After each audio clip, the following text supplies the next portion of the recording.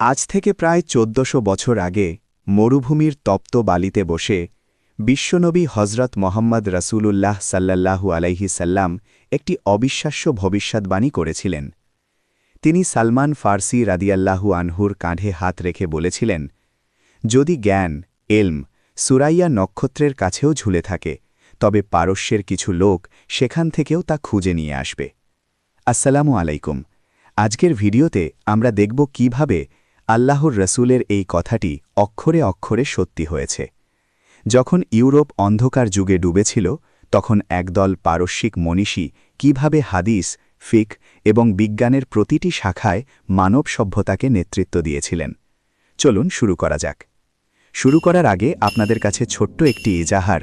ভিডিওটি ভালো লাগলে লাইক, শেয়ার এবং দ্য মুসলিম অ্যান্ড ইসলাম চ্যানেলটি সাবস্ক্রাইব করে পাশে থাকবেন। এবার আসুন, রাসূলুল্লাহ সাল্লাল্লাহু আলাইহি সাল্লামের ভবিষ্যদ্বাণী বাস্তবিক প্রমাণ ইসলাম এবং মুসলিমদের জন্য জানা কতটা জরুরি। পারস্য, এটি মূলত একটি বহিরাগত নাম। প্রাচীন গ্রিকরা এই অঞ্চলকে পার্সিস বলত, যা থেকে পারস্য বা পার্সিয়া নামের উৎপত্তি। ইরান এই নামটি স্থানীয় এবং অনেক প্রাচীন। ইরান শব্দের অর্থ হল আর্যদের ভূমি। ইরানিরা নিজেদের দেশকে ঐতিহাসিকভাবে সবসময় ইরান বা ইরান শহর বলেই ডাকত।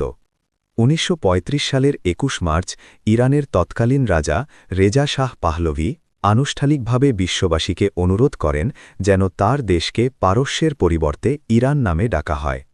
১৯৫৯ সালে রেজা শাহের পুত্র মোহাম্মদ রেজা শাহ পাহলভি ঘোষণা করেন যে আন্তর্জাতিক ক্ষেত্রে পারস্য এবং ইরান উভয় নামই ব্যবহার করা যাবে। তবে বর্তমানে ইরান নামটি দাপ্তরিকভাবে ব্যবহৃত হয়। ইসলামের বিশুদ্ধতম উৎস হল কুরআন এবং এর পরে হাদিস। অবাক করার মতো তথ্য হল, হাদিসের সবচেয়ে নির্ভরযোগ্য ৬টি কিতাব বা কুতুবে সিত্তায়ের মধ্যে ৫টিরই সংকলক ছিলেন পারসিক বংশোদ্ভূত। ইমাম বুখারী রহমাতুল্লাহি আলাইহি, যার সংকলিত সহিহ বুখারী মুসলিম উম্মাহার কাছে কুরআনের পর সবচেয়ে বিশুদ্ধ কিতাব। তিনি বর্তমান উজবেকিস্তানের বুখারার বাসিন্দা ছিলেন। ইমাম মুসলিম রহমাতুল্লাহি আলাইহি ইরানের নিশাপুরে জন্ম নেওয়া এই মহান মনীষী উপহার দিয়েছেন সহিহ মুসলিম। ইমাম তিরমিজি রহমাতুল্লাহি আলাইহি খুরাসানের তিরমিজ শহরে জন্মগ্রহণ করেন। তিনি মুসলিম উম্মাহাদের জন্য জামে আত তিরমিজি সংকলন করেন।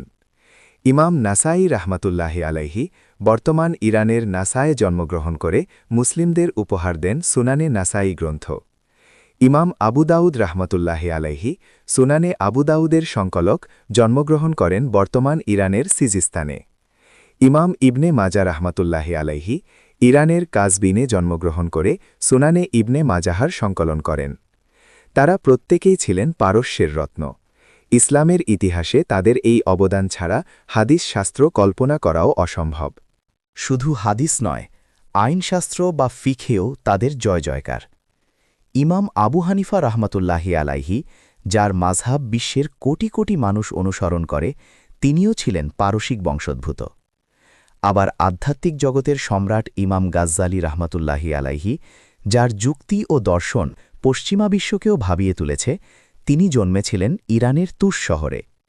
জালালউদ্দিন রুমি থেকে শুরু করে শেখ সাদি, তাদের কলম থেকে বের হওয়া কবিতা ও জ্ঞান আজও মানুষের হৃদয়ে প্রশান্তি যোগায়।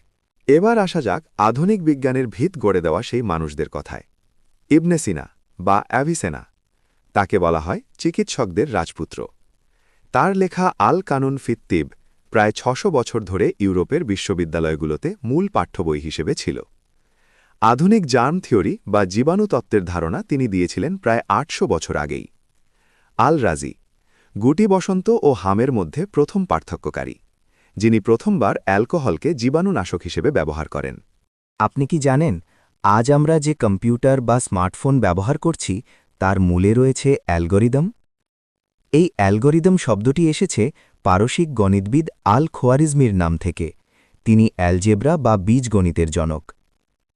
এরপর দেখুন আল বিরুনির কথা। কোপার্নিকাসের ৫০০ বছর আগেই তিনি বলেছিলেন পৃথিবী সূর্যের চারদিকে ঘোরে। তিনি এতটাই নিখুঁতভাবে পৃথিবীর পরিধি মেপেছিলেন যে বর্তমান আধুনিক বিজ্ঞানসাপে তার পার্থক্য খুবই সামান্য।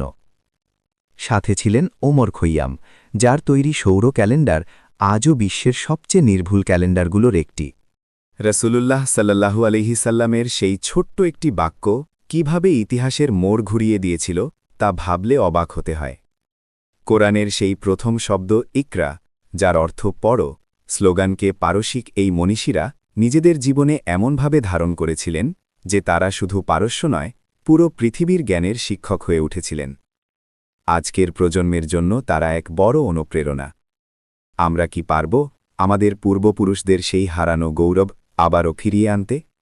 কমেন্টে আপনাদের মতামত জানান। ভিডিওটি ভালো লাগলে শেয়ার করুন এবং ইসলামের গৌরবময় ইতিহাস জানতে আমাদের চ্যানেলের সাথেই থাকুন।